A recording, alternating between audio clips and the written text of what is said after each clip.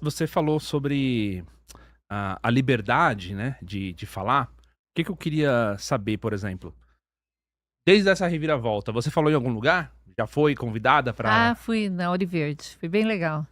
Falei bastante coisa dos bastidores da Covid, de tudo que a gente sabe que há 6 anos nós conversamos, né, e desde a origem do vírus, a questão do vazamento dele, a questão da disseminação, as várias partes do mundo, as ações que cada governo tomou. Uhum. Não, mas e o pessoal, da a galera da grande mídia, a CNN, a Globo De jeito News, nenhum, eles nem o falam. G1, Não, muito pouco, né, muito pouco. porque esse pessoal falava de você, se a gente for analisar ali por volta de 2020 e tudo mais, todos os grandes veículos veicularam o seu nome, seja de forma positiva ou negativa, né. Da metade do ano para frente foi muito negativa. No começo do ano até junho, eu tive um espaço enorme. Eu falava no SBT quase 3 vezes por semana, falei, com Datena, na CNN, programas de 1 hora sobre a questão da Covid. Era bastante intenso o meu trabalho. E jornais, revistas. E aí depois, dentro de uma politização mundial que houve, e essa polarização, eu passei a ser alvo de grandes ataques. Então, digamos que o canhão da mídia se voltou, contra o seu trabalho por causa de uma questão política. Foi concatenado. Conta pra gente É. como foram, Bom, eh, esses bastidores, né, os é, bastidores do tempo da pandemia. Parece que foi ontem, né, mas já são 6 anos. impressionante, né, É. Júnior?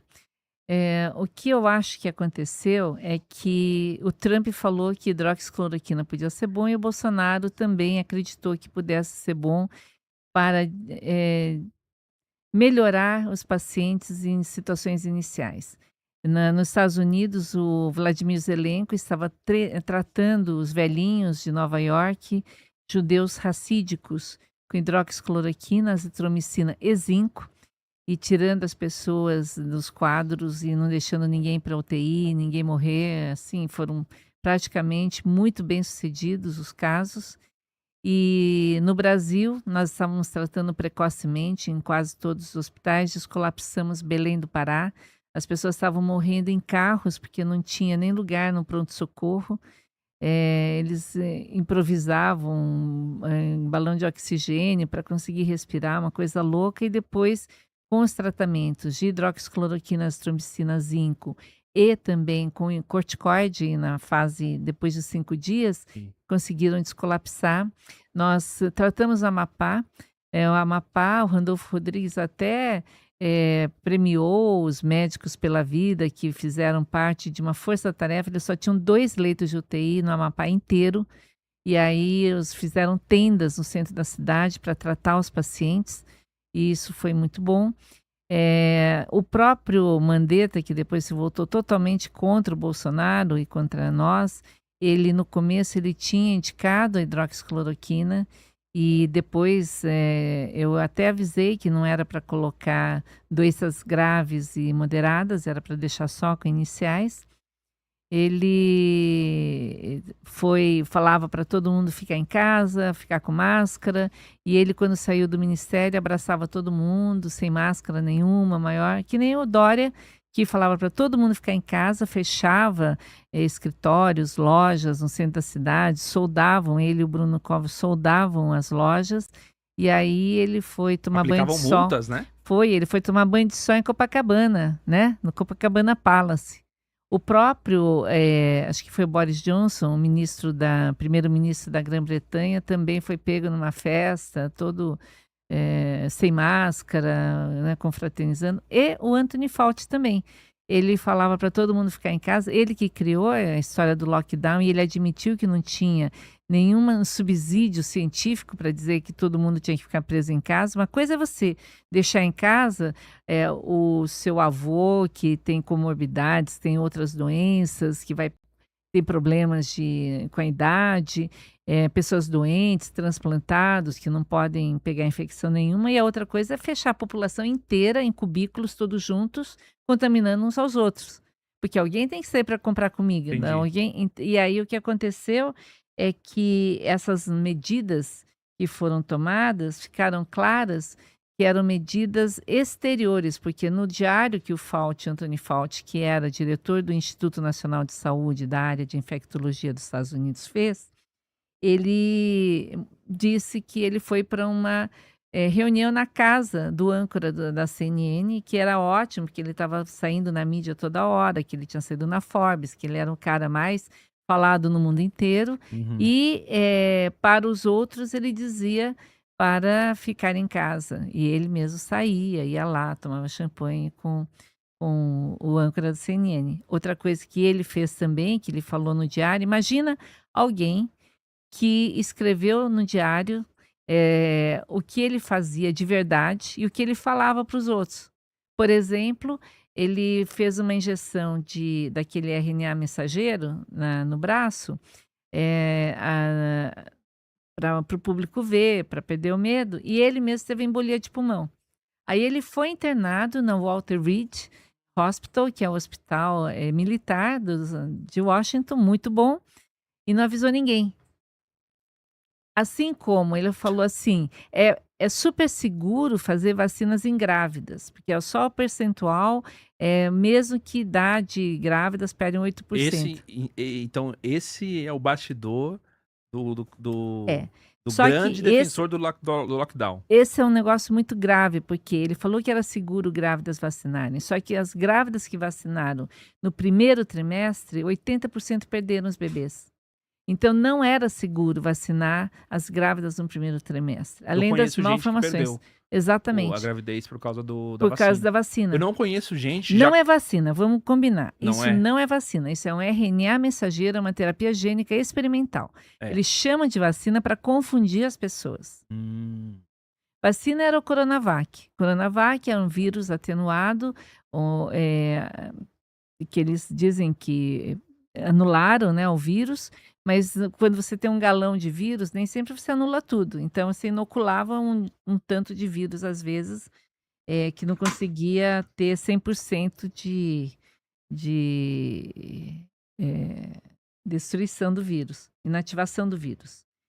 Aí, isso era vacina, só que não funcionava. Só que o Dória exigia que todo mundo tomasse. Tanto é que hoje não existe mais, nem passou pela Anvisa, porque não passou pelos critérios mínimos de aprovação.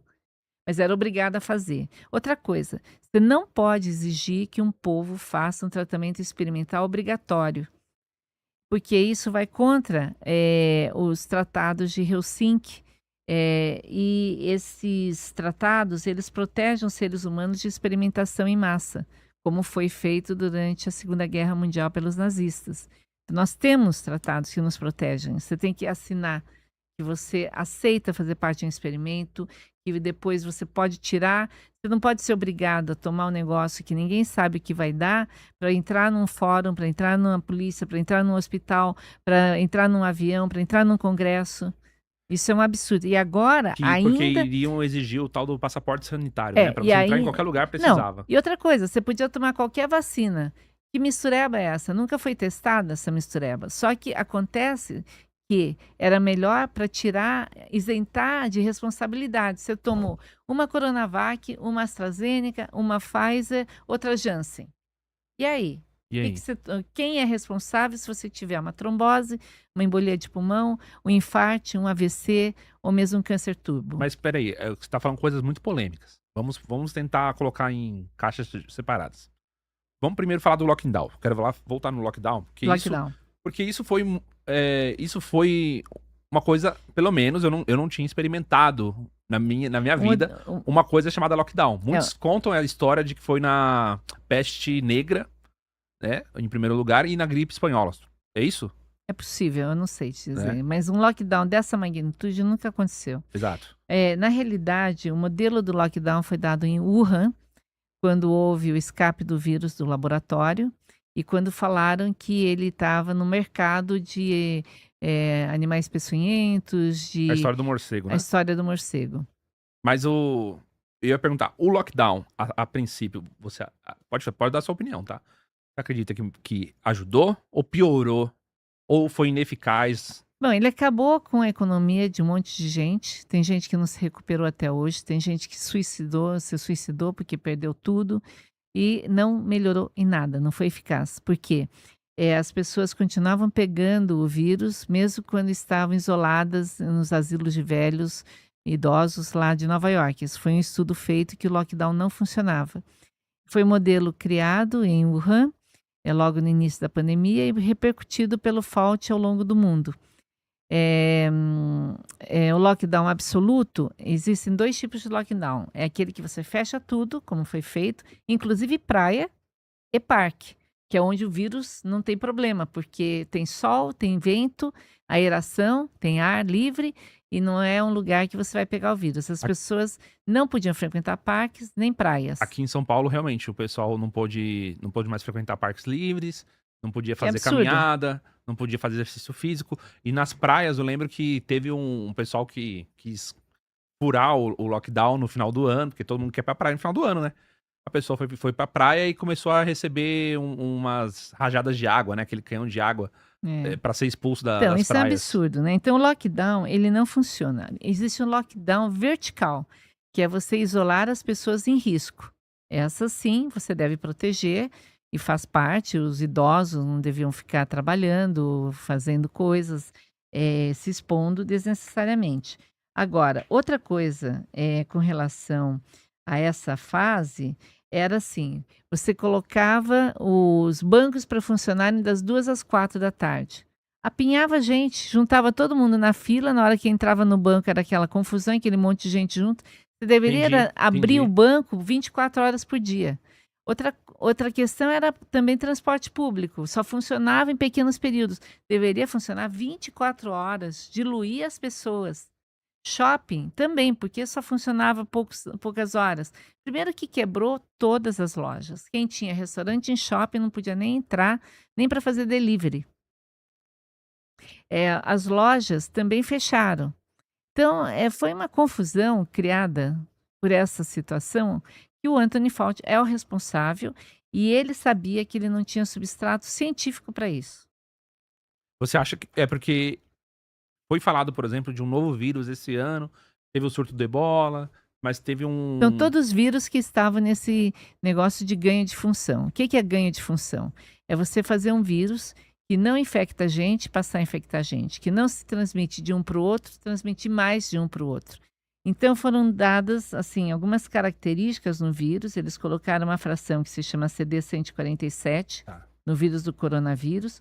Fizeram várias modificações nas spike proteínas, porque o vírus inicial era de morcego, mas ele não infectava a gente, porque a spike proteína, que é o gancho pelo qual ele entrava, não tinha correspondência com o receptor de ser humano. Eles colocaram furinas nessa spike proteína para pegar ser humano e para ir mais para o pulmão. Então, isso se chama ganho de função. É tornar um vírus uma arma biológica. Mas então isso não foi orgânico. Não, não foi orgânico. O vírus, então, a história de realmente ter sido feito em laboratório é Sim, verdade. com certeza. Ele foi feito em laboratório e nós temos aqui, inclusive, o pedido, do Peter Yazaki, que ele fez a solicitação para USAID de um grant milionário, multimilionário, para fazer ganho de função na spike proteína dos coronavírus. E eles irão extrair alguns poucos coronavírus que tinham mais tendência para ser humano, e eles colocaram ali que se precisasse, eles iam fazer uma modificação na spike proteína. Esse Peter Hum. Daszak, ele era do grupo do Fauci. E daí, quando pensaram que o vírus pudesse ter vindo de laboratório, a WHO, que é a Organização Mundial de Saúde, mandou um comitê para Wuhan, para o laboratório de Wuhan, para investigar de onde que tinha o vírus. E aí o Peter Daszak, ele foi no grupo para Wuhan para dizer que, ah, não, o vírus veio do mercado mesmo de animais e fecharam o mercado de animais.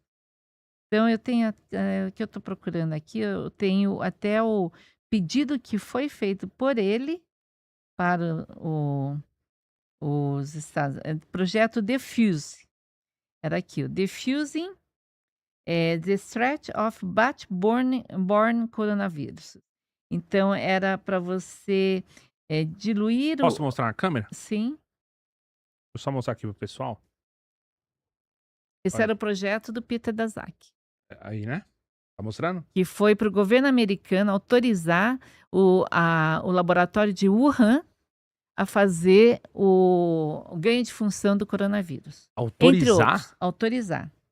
Principal investigador e Technical Point of Contact, Peter Daszak, da Eco Health Alliance, de New York. Mas esse documento vazou agora, então? Não, esse já existia. Proposal, volume 1. E aí, mas agora ficou claro que o Fauci tinha autorizado, e ele sabia, eles tinham correspondência, ele se correspondia com o laboratório de Wuhan. Então ele sabia do que estava acontecendo.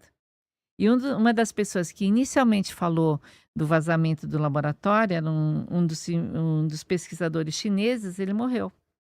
Jovem, morreu subitamente e foi retirado do mercado. Então, Sempre uma morte estranha e que repentina. nem o Luc Montagnier, né? Luc Montagnier, que foi descobridor do vírus da AIDS, quando ele falou que era um vírus montado, criado em laboratório, inclusive com algumas partículas do vírus da AIDS para diminuir a imunidade, ele de repente morreu 6 dias depois, né? O que eu ia perguntar, algum desses vírus que estão aparecendo de uma forma... Eles são do mesmo grupo. Eles são do mesmo grupo, né? Eles foram, aqui são... Você acredita que algum desses vírus também sejam fabricados? Não, eles não são fabricados, eles são isolados, mantidos em laboratório, cultivados, modificados, entendeu? Então, o Ebola, por exemplo, o Harburg, o Monkeypox, aquele vírus do macaco. E quando eles começaram a divulgar que ia ter a epidemia do Monkeypox, que foi, inclusive, num desses eventos, etc., eles mostraram imagens de pacientes com varíola do século passado. Então, pareciam assim, bolas enormes, e sendo que eram pequenas varicelas, sabe?